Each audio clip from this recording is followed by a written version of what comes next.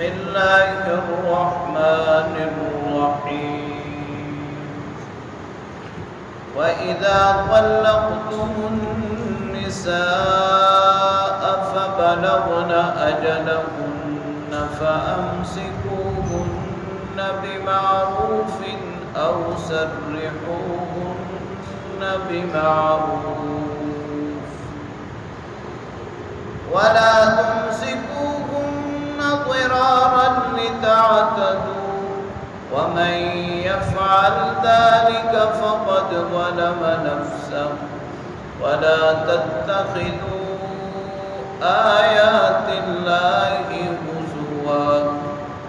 واذكروا نعمة الله عليكم وما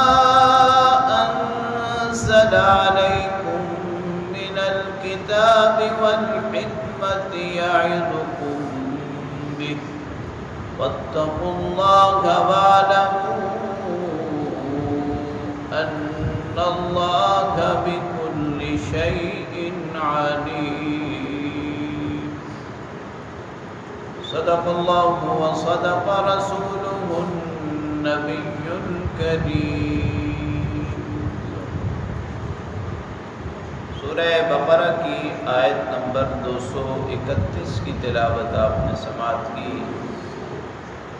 ترجمہ سماعت فرمائیں۔ وَإِذَا طَلَّقْتُمُ النِّسَاءَ، جب تم عورتوں کو طلاق دے دو، فَبَلَغْنَ أَجَلَهُنَّ، اور وہ اپنی عدت کی تکمیل کو پہنچنے لگے، فَأَمْسِكُوهُنَّ بِمَعْرُوفٍ، تو ان کو قاعدے کے مطابق روک لو، او سرحوهن بمعروف، یا اچھے طریقے سے رخصت کر دو، ولا تمسکوهن ضرارا لتعتدوا،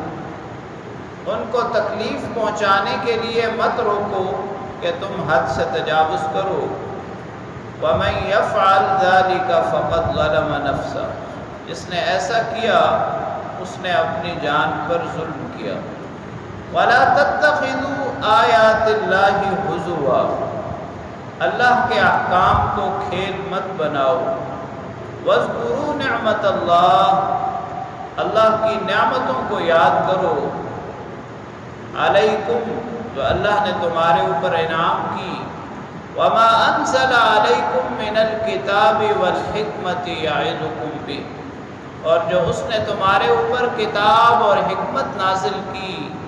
جس سے تمہیں نصیحت کرتا ہے، واتقوا اللہ، اللہ سے ڈرو، واعلموا، جان لو، ان اللہ بکل شیء علیم،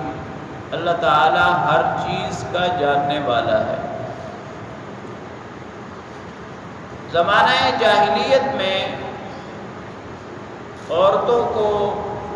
تنگ اور پریشان کرنے کا ایک طریقہ یہ بھی اختیار کیا جاتا تھا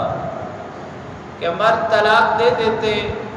جب عدت پوری ہونے کے قریب ہوتی تو رجوع کر لیتے۔ اب یہ رجوع اس لیے نہیں تھا کہ دوبارہ میاں بیوی بن کر رہیں، بلکہ صرف اس لیے تاکہ وہ کہیں اور نکاح نہ کر سکے، پھر کچھ عرصے کے بعد دوبارہ طلاق دے دیتے۔ اب یہ خاتون نہ تو اس شوہر کے ساتھ رہ پاتی اور نہ ہی آگے شادی کر سکتی، تو دین اسلام نے اس طریقہ کار کو ظالمانہ طریقہ کار قرار دیا اور یہ حکم دیا کہ جب تم نکاح کے رشتے کو ختم کرو، طلاق دو، تو طلاق کا طریقہ کار اوپر کی آیات میں سمجھا دیا کہ جب عدت مکمل ہونے لگے تو دو ہی راستے ہیں، اگر تو تم دوبارہ میاں بیوی بن کر رہنا چاہتے ہو، جیسے گزشتہ آیت کریمہ میں اللہ تعالیٰ نے یہ فرمایا کہ اگر تمہیں یہ خیال ہے کہ تم اللہ کی حدود کو قائم رکھ سکو گے تو پھر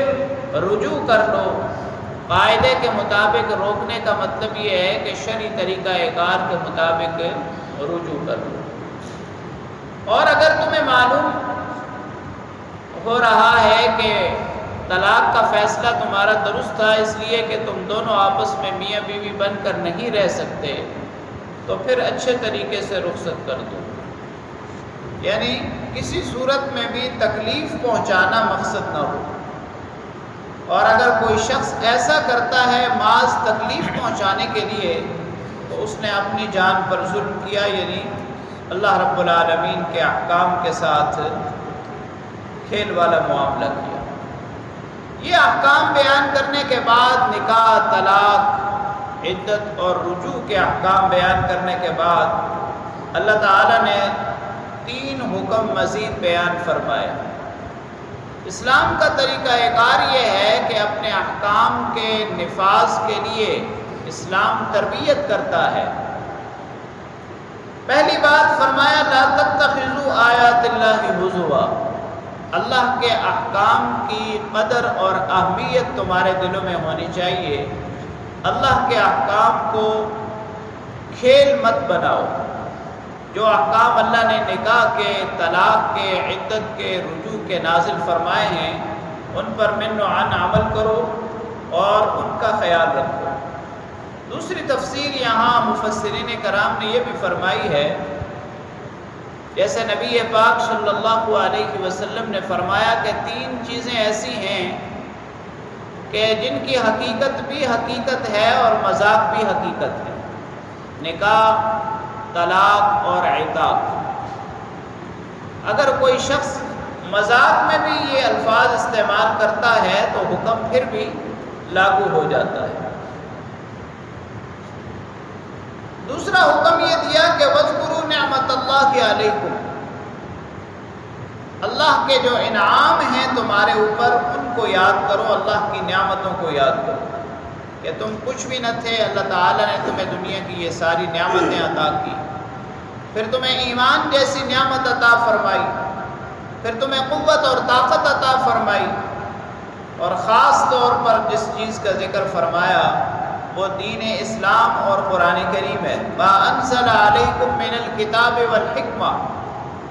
نعمتوں میں سے سب سے بڑی نعمت اللہ کی کتاب اور اللہ کی نازل کردہ حکمت ہے کہ جس سے اس نے تمہیں نصیحت عطا فرمائی۔ تیسرا حکم یہ نازل فرمایا وَاتَّقُوا اللَّهَ، تقویٰ اور پرہیزگاری کا راستہ اختیار کرو، اللہ سے ڈرو، اللہ کے احکام کو پورا کرنے کی کوشش کرو۔ اللہ تعالیٰ تمہارے اعمال سے بخوبی واقف ہے۔ اللہ کریم سے دعا ہے اللہ تعالیٰ ہمیں بھی کلام پاک کو پڑھنے، سمجھنے اور اس پر عمل کرنے کی توفیق نصیب